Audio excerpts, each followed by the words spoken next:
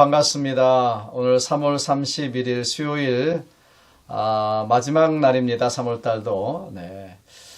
이번 주간은 특별히 고난 주간으로서 주님의 고난을 묵상하고 또 기억하면서 주님의 그 사랑과 은혜를 기억하는 그런 시간으로 지내시면 좋겠습니다. 특별히 오늘은 시편에서 말씀을 보지 않고 이사야서 53장에서 말씀을 보면서 주님의 고난을 좀 기억하는 그런 시간이 됐으면 좋겠습니다. 이사야서 53장 1절로 9절 말씀 9절까지 제가 봉독해 드립니다. 여러분께서 성경을 찾으셔서 이사야서 53장 1절부터 9절까지 말씀을 따라오시면 좋겠습니다. 제가 1절 읽습니다. 우리가 전한 것을 누가 믿었느냐? 여호와의 팔이 누구에게 나타났느냐? 그는 주 앞에서 자라나기를 연한 순 같고 마른 땅에서 나온 뿌리 같아서 고운 모양도 없고 풍채도 없은즉 우리가 보기에 흠모할 만한 아름다운 것이 없도다. 그는 멸시를 받아서 사람들에게 버림받았으며 간고를 많이 겪었으며 질고를 아는 자라. 마치 사람들이 그에게서 얼굴을 가리는 것 같이 멸시를 당하였고 우리도 그를 귀히 여기지 아니하였도다. 그는 실로 우리의 질고를 지고 우리의 슬픔을 당하였거늘 우리는 생각하기를 그는 징벌을 받아 하나님께 맞으며 고난을 당한다 하였노라. 그가 찔림은 우리의 허물 때문이요 그가 상함은 우리의 죄악 때문이라. 그가 징계를 받음으로 우리가 평화를 누리고 그가 채찍에 맞음으로 우리는 나음을 받았도다. 우리는 다 양 같아서 그릇 행하여 각기 제 길로 갔거늘 여호와께서는 우리 모두의 죄악을 그에게 담당시키셨도다. 그가 곤욕을 당하여 괴로울 때에도 그의 입을 열지 아니하였으며 마치 도수장으로 끌려가는 어린 양과 털 깎는 자 앞에서 잠잠한 양같이 그의 입을 열지 아니하였도다. 그는 곤욕과 신문을 당하고 끌려갔으나 그 세대 중에 누가 생각하기를 그가 살아있는 자들의 땅에서 끊어짐은 마땅히 형벌받을 내 백성의 허물 때문이라 하였으리요. 그는 강포를 행하지 아니하였고 그의 입에 거짓이 없었으나 그의 무덤이 악인들과 함께 있었으며 그가 죽은 후에 부자와 함께 있었도다. 아멘. 우리 같이 잠시 기도하겠습니다. 사랑 많으신 아버지 하나님 감사합니다. 고난 주간을 맞아서 저희들이 주님의 고난과 십자가의 그 사랑을 다시 한번 기억하고 그 은혜 안에 거하기를 원합니다. 아버지 하나님, 내 죄와 허물 때문에 십자가를 지시고 또 부활하신 그 주님을 다시 한번 찬양하고 사랑합니다. 우리가 그 하나님의 사랑 때문에 구원받고 하나님의 자녀가 되고 영원한 소망을 가지게 되었습니다. 오늘도 그 사랑과 은혜를 다시 한번 말씀을 통해 기억할 수 있도록 도와주시고 부활의 소망의 아침을 맞이할 수 있도록 도와주시옵소서. 오늘도 말씀해 주시기를 원하고 우리 구주 예수님의 이름으로 감사하며 기도하옵나이다. 아멘. 여러분, 이번 주일, 돌아오는 주일은 여러분 아시듯이 부활 주일입니다. 그리고 그 전주일, 지난 주일은 종료 주일 혹은 고난 주일이라고 우리가 했습니다. 주님께서 2000년 전 바로 승리의 왕으로 예루살렘에 입성하셨습니다. 그게 지난 주일이죠. 그때 이스라엘 백성들이 종려나무 가지를 꺾어 들고 예수님을 환영하면서 호산나 호산나 환영했는데 이 승리의 입성을 기념해서 Palm Sunday 종려주일이라고 우리가 부르는 것입니다. 그리고 또 고난주일이라고 Passion Sunday라고 부른다고 했습니다. 사실 주님은 고난의 십자가를 지시기 위해서 예루살렘에 입성하셨기 때문이고요. 인류의 모든 죄를 짊어지고 사실 우리의 죄, 저와 여러분의 모든 죄를 짊어지시기 위해서 예루살렘에 입성하셨기 때문에 이제 고난이 시작되는 고난주간이기 때문에 고난주일이라고 부른다고 했습니다. 그러니까 지난 주일은 승리를 상징하는 종료주일이라는 어떤 측면과 고난의 시작을 상징하는 고난주일이라고 하는 측면이 같이 함께 가지고 있었던 것입니다.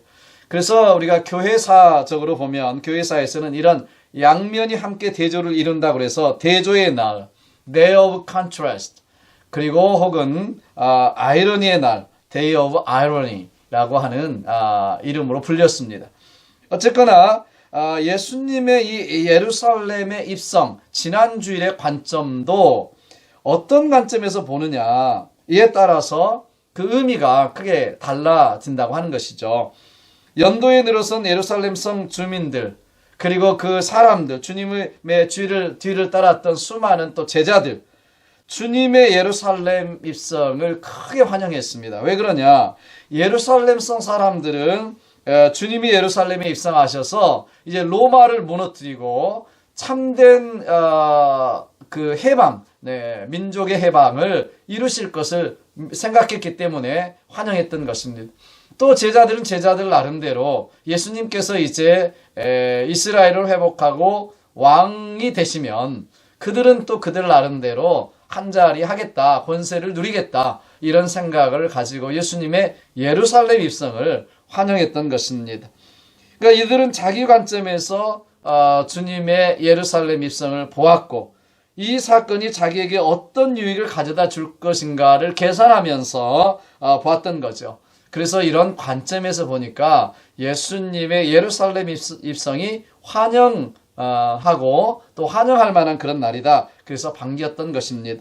그러나 주님은 사실 무거운 발걸음으로 예루살렘에 입성하셨을 것입니다. 본격적인 고난의 길이 이제 시작되었기 때문입니다. 마태복음 26장 38절을 보시면 내 마음이 심히 고민하여 죽게 되었으니 라고 말씀하셨고요. 39절에서도 내 아버지여 만일 할만하시거든 이 잔을 내게서 지나가게 하옵소서, 이렇게 기도하신 것을 볼 수 있습니다.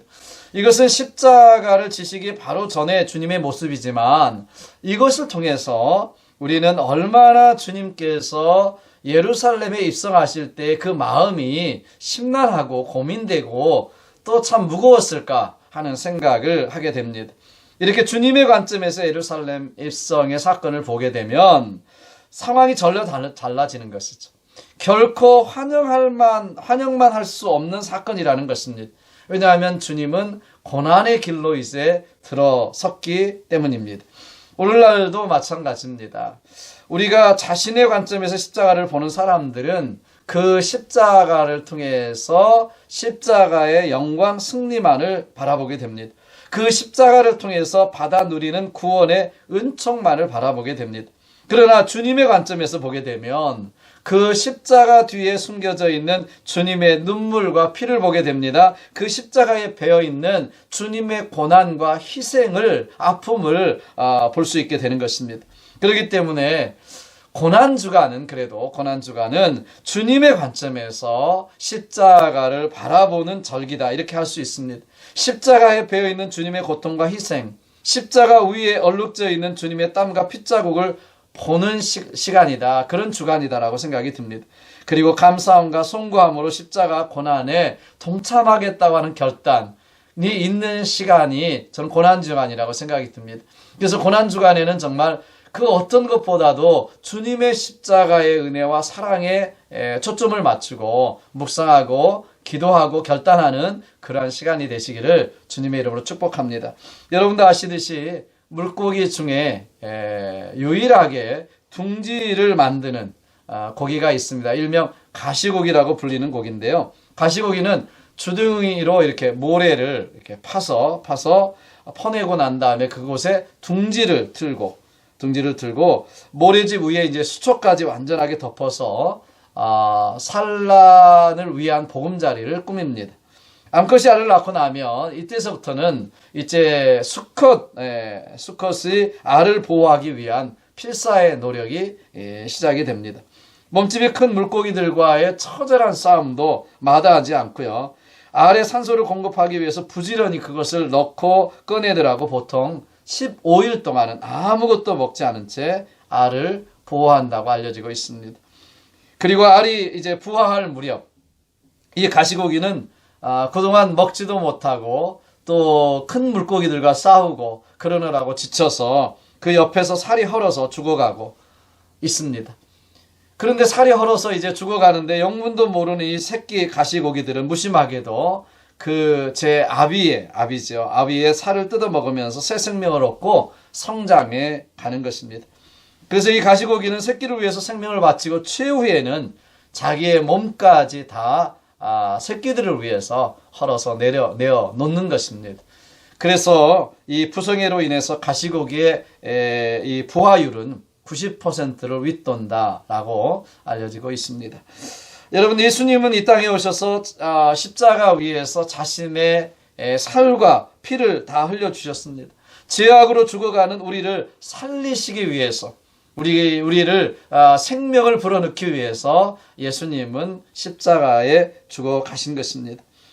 오늘 본문 4절을 보시면, 이사야서 53장 본문 4절을 보시면, 그는 실로 우리의 질고를 지고 우리의 슬픔을 당하였거늘 우리는 생각하기는 그는 징벌을 받아서 하나님께 맞으며 고난을 당한다 하였노라, 이렇게 했습니다. 예수님이 십자가에 달리신 것은 우리의 질고를 지고 우리의 슬픔 때문에 형벌을 받으셨습니다. 그런데도 예수님의 고난을 나와 상관없는 것으로 생각하는 사람들이 있습니다. 오히려 예수님이 징벌을 받아서 하나님께 매를 맞으며 고난을 당한다, 이렇게 생각하는 사람들이 있다는 것입니다. 그러나 예수님은 실로 우리의 고난을 짊어지고 우리 자신의 허물과 죄악으로 죽었던 우리를 살리기 위해서 예수님이 십자가를 지셨던 것입니다. 그 십자가 위에서 모진 고난과 피를 흘리시고 우리를 위해 죽으셨던 것입니다. 만약 우리가 고난주간을 지나면서도 이 십자가의 사건이 나와는 아무 상관없는 것으로 느끼고 있다면 어쩌면 그것은 가장 큰 불행이라고 할 수 있습니다. 아무런 느낌과 감동이 없다면 어쩌면 십자가와는 전혀 상관없는 어쩌면 종교인일지도 모릅니다. 여러분, 종교인과 신앙인은 다릅니다. 종교적인 모습이 있다고 해서 다 신앙인 것은 아니죠. 교회만 다닌다고 해서 다 구원받지 못합니다. 겉만 그럴듯하게 변해서는 안 됩니다. 속이 변해야 됩니다. 우리의 심령의 죄가 깨달아지고요. 그 무엇보다도 그 죄가 너무나 아프고 아파서 십자가의 고통이 정말 느껴질 정도로 우리가 우리 죄에 대해서 처절해야 합니다. 성 프란시스 같은 분은 스티그마라고 그래서 실제로 손에 못이 박힌 것처럼 손에서 피가 흐르고 발등에 피가 흘렀다고 전해지고 있습니다. 여러분, 그것이 진짜냐 아니냐 이거보다는 정말 얼마나 성 프란시스는 십자가를 몸으로 마음으로 느꼈길래 그런 예수님의 그 십자가의 고통, 그 십자가의 체험이 실제로 그 손을 통해서, 몸을 통해서, 발등을 통해서 나타났을까 하는 생각을 해보게 됩니다. 여러분, 얼마나 예수님의 그 십자가를 마음으로 몸으로 느꼈을까, 이런 생각을 해보는 것이죠. 여러분, 그렇습니다. 우리는 거기까지 가지 못한다 할지라도 십자가로 가는 그 고난의 길은 내가 가야 할 길이었는데, 내가 받아야 될 모욕이었고 천대였고 침뱉음이었고 그 고난과 고통이었는데 주님이 가셨구나. 주님이 내 대신 그 고난과 그 멸시와 천대를 받으시고 십자가에 피 흘려 살이 찢기시며 죽으셨구나. 이것이 깨달아져야 예수 죽음 내 죽음, 예수 부활 내 부활이라고 하는 신앙의 고백이 나오게 되는 것입니다. 여러분, 그러려면 여러분, 우리가 정말 처절하게 내가 죄인이었다, 내가 철저한 죄인이었다라는 것을 우리는 깨달아야 합니다. 오늘 본문은 우리 인생을 다 양 같다고 비유하고 있습니다. 6절입니다. 우리는 다 양 같아서 그릇 행하여 각기 제 길로 갔거늘 여호와께서는 우리 모두의 죄악을 그에게 담당시키셨도다, 이렇게 말씀하고 있습니다. 우리는 양에 비유하면 양은 좀 귀엽고 털이 복실복실하고 이렇게만 생각하지만 사실은 양을 보면 왜 양에 비유했을까? 우리를 귀엽고 복실복실하다고 그래서 비유한 것이 아니라 양은 사실 미련하고 약한 동물이기 때문에 그렇습니다.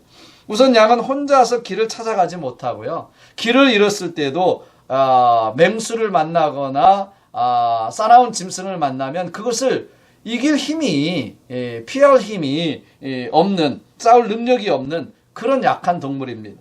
그런데도 고집은 세가지고요. 앞에 절벽이 있는지, 앞에 물이 있는지 보지도 않고 앞에 있는 그 양만, 앞에 있는 놈만 따라가지고 그냥 절벽으로 하나가 떨어지면 계속해서 떨어지거나 아니면 물속에 들어가 하나가 앞에 가는 양이 들어가면 다 따라가서 물속에 빠지거나, 그래서 물속에 또 빠지면 털에 물이 이렇게 젖어서 나오지 못하고 꼼짝없이 죽게 되는 그러한 양이, 미련한 양이, 사실은 약한 양이죠. 누가 건져주지 않으면, 그래서 어디도 가지 못하는, 그 꼴도 찾지 못하고 음식도 찾지 못하는 게 양입니다. 그 모습을 보면서 그 모습이, 그 꼴이 꼭 미련한 사람 같다라는 것이죠. 여기 다 양 같아서 그릇 행하여 각기 제 길로 갔다. 사람이 그렇게 갔다는 것입니다. 양같이. 사람들은 저마다 복받는 길이라고 찾아가지 않습니까? 그런데 고생길만 골라서 갑니다. 저마다 행복의 길로 가노라고 하지만은 남을 괴롭히고 자기도 망하는 길로만 골라서 가는 것입니다.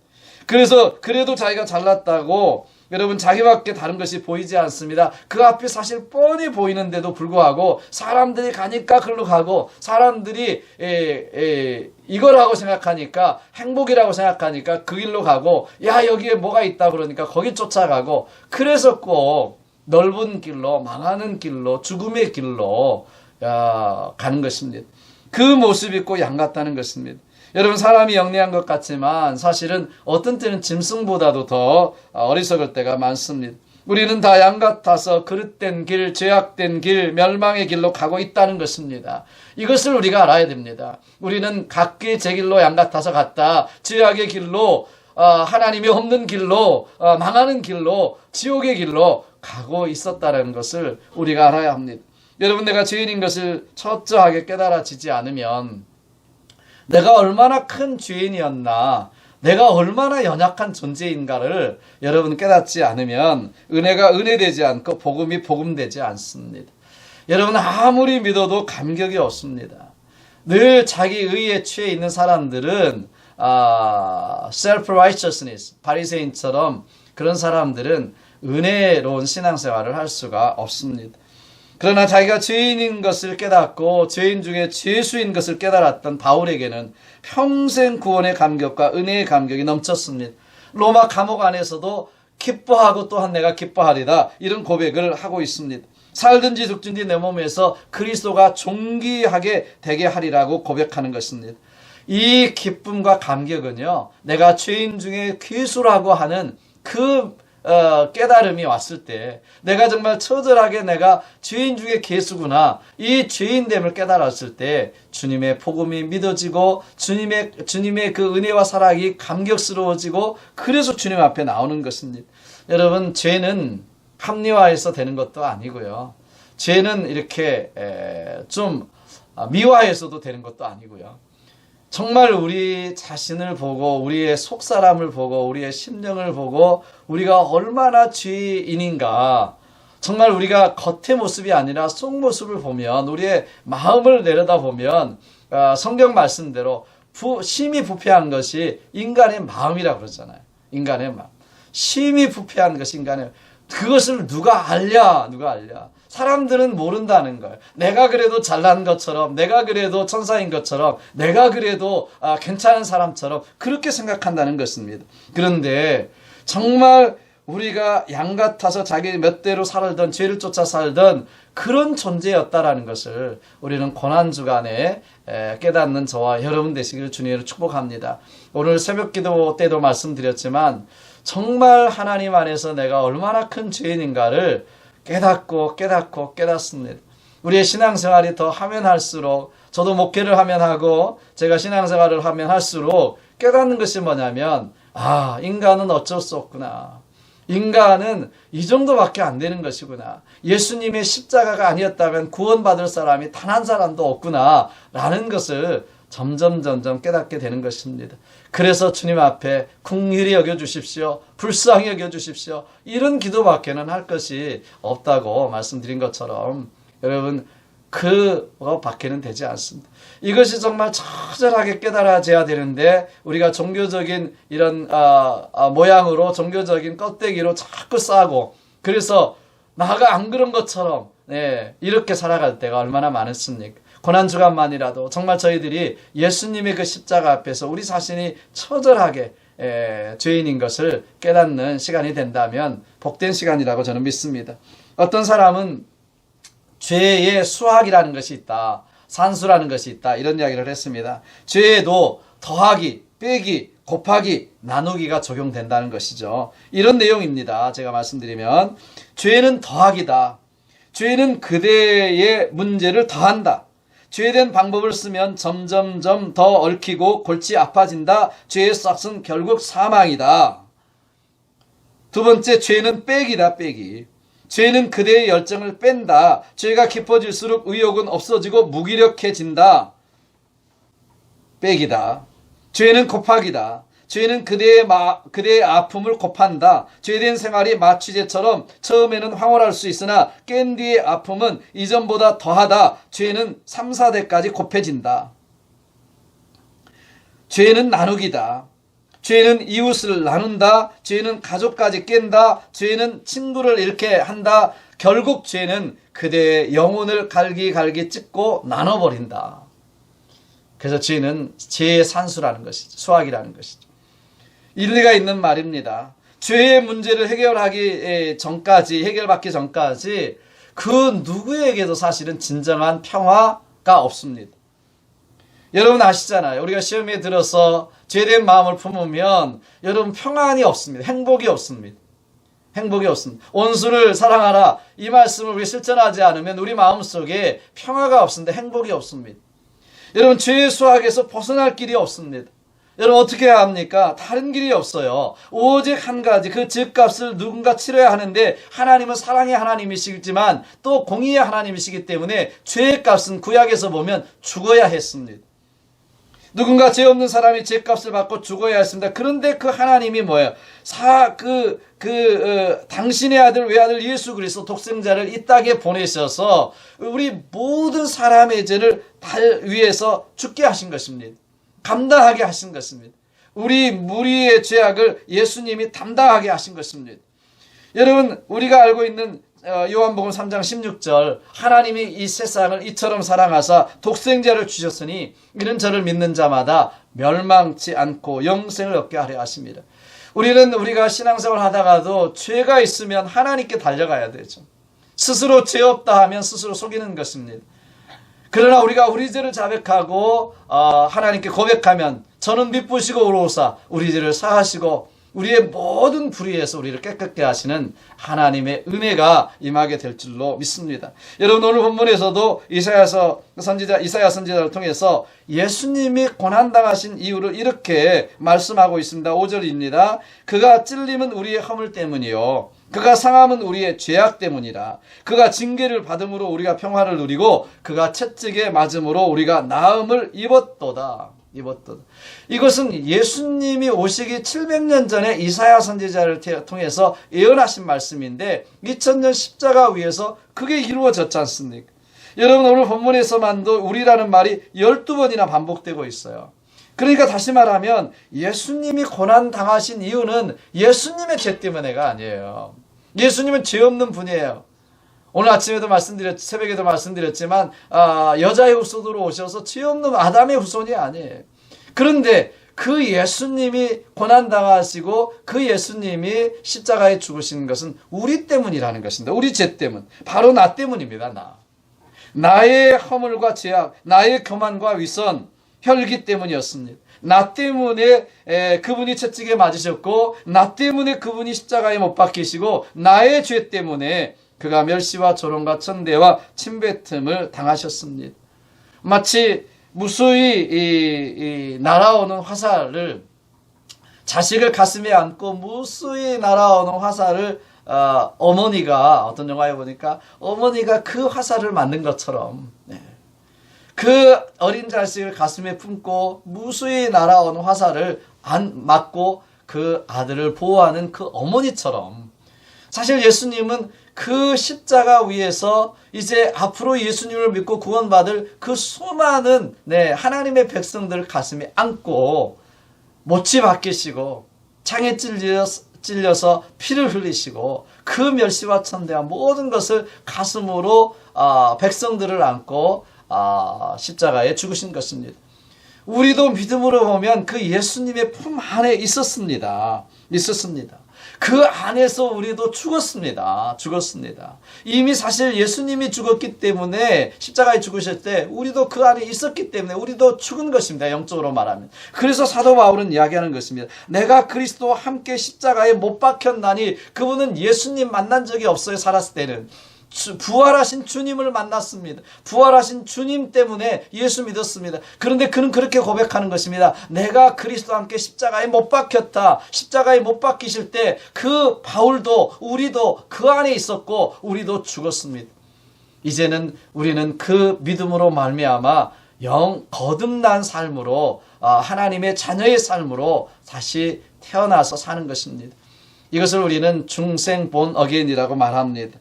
여러분, 주님은 우리 때문에 고난을 당하신 것입니다. 사랑하는 여러분, 예수님이 창에 찔림은 우리의 허물 때문이라고 말씀합니다. 예수님이 가신 면류관 안에 상하고 손과 발에 못이 박힌 것은 우리의 죄악 때문이었습니다. 예수님이 십자가 위에서 엘리 엘리 라마 사박다니 이렇게 외치시며 징계를 받은 것은 우리를 위해서 우리에게 평화를 주시고 하나님과의 참 관계를 회복해 주시고, 그래서 우리에게 영생을 주시기 위한 것이었습니다. 그가 채찍에 맞음으로 우리가 나음을 입고 회복되는 역사가 있게 된 것입니다. 이것을 우리는 대속의 은혜다라고 말합니다. 이것이 복음이죠. 우리를 죄에서 구원하시기 위해서 예수님 십자가에 죽으시고 그 십자가의 죽으심을 믿는 모든 자에게 구원을 주시는, 죄사함의 은혜를 주시는 그 은혜가 하나님의 복음이고 사랑인 것입니다. 사랑하는 여러분, 이번 고난주간을 통해서 다시 한번 그 주님의 사랑과 은혜 기억할 수 있게 되기를 바랍니다. 우리를 위해 피 흘리시고 우리를 위해 찢기신 예수님의 살과 예수님의 보혈을 다시 한번 기억하시고 그 고난에 동참하는 저와 여러분 되시기를 주님의 이름으로 축복합니다. 여러분, 그러나 예수님의 십자가의 고난은 고난으로 끝나지 않았습니다. 찬란한 부활의 영광이 있기 때문입니다. 그렇기 때문에 우리가 주님과 함께 신앙생활하면서 때때로 받는 시험과 유혹과 여러 가지 고난과 핍박과 박해에도 불구하고 우리는 영원한 소망과 영원한 상급을 바라보면서 우리는 우리의 순례길을 걸어갈 수가 있는 것입니다. 사도 바울도 이렇게 고백합니다. 생각건대 현재의 고난은 장차 우리에게 나타날 영광과 좋게 비교할 수 없도다고 말씀했습니다.